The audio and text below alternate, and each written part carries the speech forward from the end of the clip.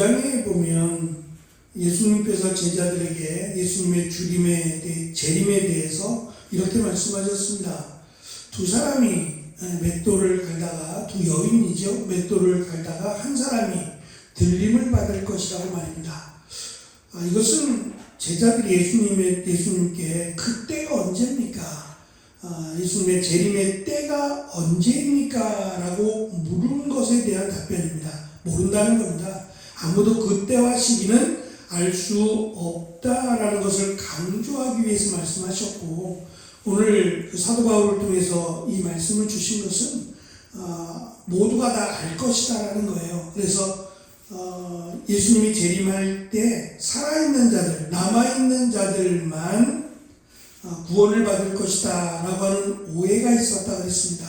그렇지 않다는 거죠. 먼저 세상을 떠난 자들, 잠자는 자들이라고 설명하는 그들도 역시 구원을 받을 것이다. 그래서 그들이 먼저 들림을 받을 것이고, 그 후에 남아있는 자들도 들림을 받아서 하늘에서, 공중에서 예수님을 영접할 것이라는 거예요. 마치 귀빈이나 왕이 방문할 때 대피자들이 나가서 왕을 영접하고 성 안으로 모셔드리는 것처럼, 그렇게 죽은 자들 또는 살아남은 자들 모두가 다 예수님을 믿는 자들이라는 공통점을 갖고 있다면, 그들이 공중에서 예수님을 영접하고 하나님의 나라로 데려감을 당할 것이다 라고 가르쳐 주었습니다. 다시 말하면 모두가 다, 죽은 자나 산 자나 모두가 다 예수님을 믿는다라고 하는 공통점을 가지고 있다면 구원을 받을 것이다, 하나님의 나라에 들어갈 것이다 라고 하는 것을 강조하고 있습니다. 그리고 끝으로 이것을 가르치라는 겁니다. 이것을 서로 전하고 가르쳐서 위로를 삼아야 한다라는 것을 가르침으로 마무리가 됩니다. 재림을 설명한 사도 바울의 이 종말론적인 가르침은 한 가지 중요한 점을 강조하는데, 그것은 17절 하반절에 있는 하늘에서 주님을 만날 것입니다 라고 하는 이 부분에서, 제가 어제 잠깐 말씀드린 대로 아쉽다고 했습니다. 이 부분이 빠져있다고 했는데, 이와 같이 우리가 항상 주님과 함께 있을 것이다 라고 하는 단어입니다.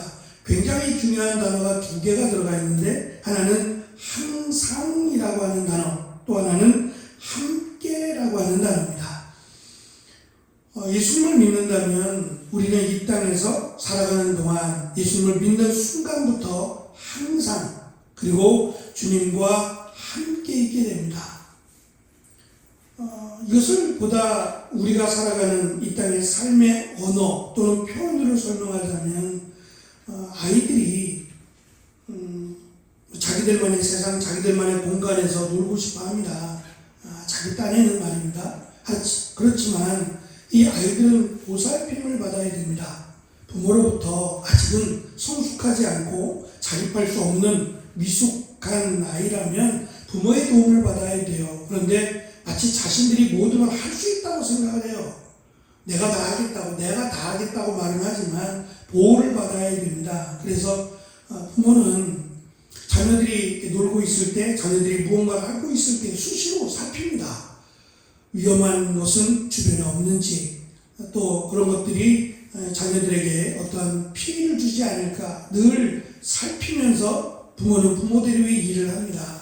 이것은 이제 우리가 사는 이 땅에서의 표현이나 또 모습일 겁니다. 완벽하지 않으니까요. 부모도 완벽하지 않습니다. 하지만 최소한 자녀들을 위한 그 마음은 아마 동일하리라 생각해요. 마찬가지로 우리가 예수님을 온전히 믿으면, 그 복음이라고 하는 예수님을 믿음으로 하나님의 자녀가 되면, 그때부터는 하나님께서 우리와 항상 함께 하신다는 거예요. 어떠한 상황이든지 간에 하나님은 우리를 버려두는 일이 없다라는 것이고, 또 주님과 함께 있는다라고 하는 것을 지금 사도 바울은 강조합니다. 다시 말하면 죽은 자들도, 예수님을 믿고 믿음을 지키다가 먼저 세상을 떠난 자들도 하나님이 버려두는 게 아니라 그들과도 함께 하신다는 거예요.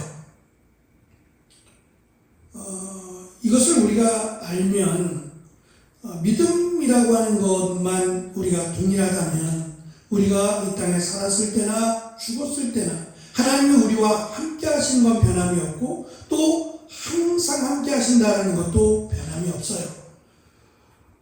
근데 우리는 이 죽음이라고 하는, 죽음이 끝이다라고 하는 그 당시 이방인들 또는 이교도인들이 생각했던 죽으면 끝이야 라고 하는 그것들, 그들의 주장이 터무니없고 또 전혀 하나님의 뜻과는 무관합니다. 그럼에도 불구하고 세상 가운데 살고 또 죽음이라는 것을 경험해 보지 않았어요. 그러니까 두렵죠.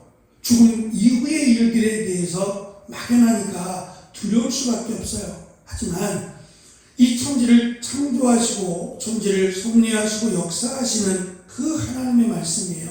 우리는 죽음 이후의 것을 알지 못합니다.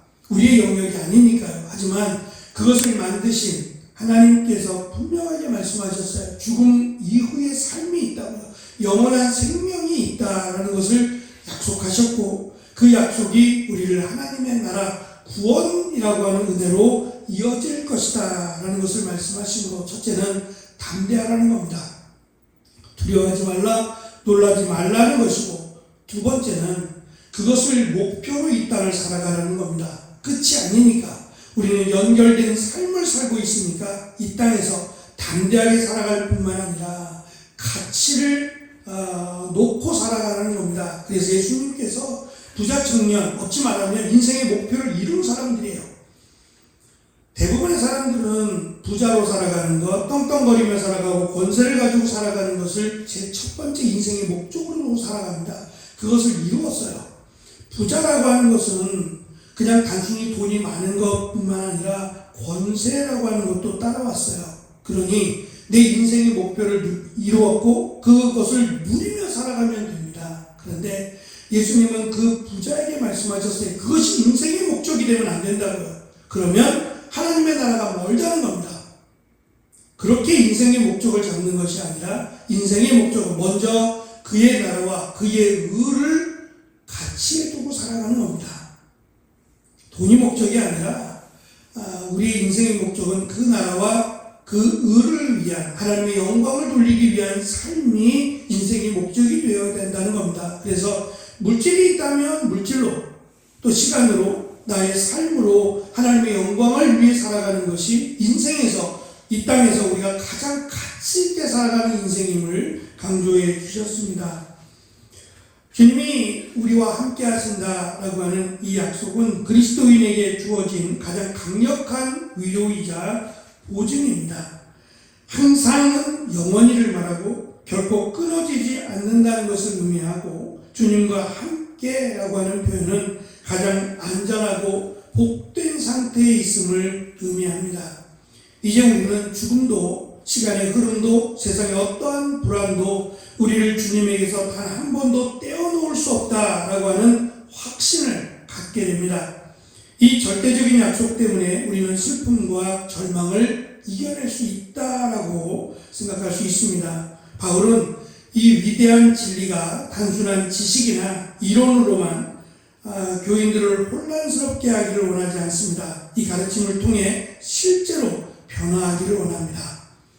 주님과 함께 한다면 내가 비록 고난 가운데 있고 핍박 가운데 있지만 주님이 그 가운데도 함께 한다면 힘을 낼 수 있을 뿐만 아니라 기쁨의 찬송, 소망의 찬송을 부를 수 있다라는 겁니다. 바울은 앞선 모든 재림의 약속을 근거로 그러므로 이 말들로 서로 위로하라라고 명령합니다. 마지막 18절에 보면 이 위로하라는 것은 단순한 동정이나 감정적인 격려를 넘어서 적극적인 권면과 용기를 북돋아주는 행위를 포함합니다. 확신을 가질 때 이러한 위로를 할 수 있습니다. 그래서 동일하진 않겠지만 더 큰 핍박과 환난을 겪는 자들에게 또 그것을 믿음으로 이겨낸 자들이 그 환난과 핍박을 당할 수 있는 자들에게도 동일하게 위로할 수 있습니다. 이것은 우리가 경험을 해야만 하는 건 아닙니다. 죽은 자들이 위로할 수는 없으니까요. 하지만 환난과 핍박 가운데 주님이 나와 함께하고 있다라고 하는 확신이 있다면 얼마든지 그 어려움을 겪는 이들에게 위로할 수 있습니다. 더 큰 어려움을 겪더라도 하나님이 함께 하신다라고 하는 것과 우리를 하나님의 나라로 인도하신다라고 하는 이 확신이 저들로 하여금 소망을 갖게 합니다. 그래서 우리는 슬퍼하는 이들에게 괜찮아 라고 말하는 대신 주님이 부활하셨고 너와 내 가족은 영원히 주님과 함께 할 것이다 라고 하는 이 진리가 저들에게는 큰 위로가 됩니다. 사랑하는 이를 잃어서 슬픔에 잠긴 사람에게 우리는 그들의 슬픔을 영원한 단절이 아닌 잠시의 이별로 바라볼 수 있도록 도와줄 수 있습니다. 부활과 재림의 소망을 통해 이별의 고통을 덜어주는 것입니다. 우리의 소망은 막연한 미래가 아니라 영원히 주님과 함께하는 완벽한 미래라고 할 수 있을 겁니다. 이 확실한 소망이 현재 우리가 겪는 고난이나 슬픔이나 그리고 믿음을 위협하는 모든 시험을 이겨낼 수 있는 근본적인 힘과 또 동기가 될 것입니다. 사도 바울은 이들에게 당한 환난과 핍박이 끝난다고 말하지 않습니다. 더 힘들고 더 어려운 환난과 핍박을 당할 수도 있다는 겁니다. 그럴 때 그것을 이겨내는 방법은 인내가 아니라 단순한 인내가 아니라 소망입니다.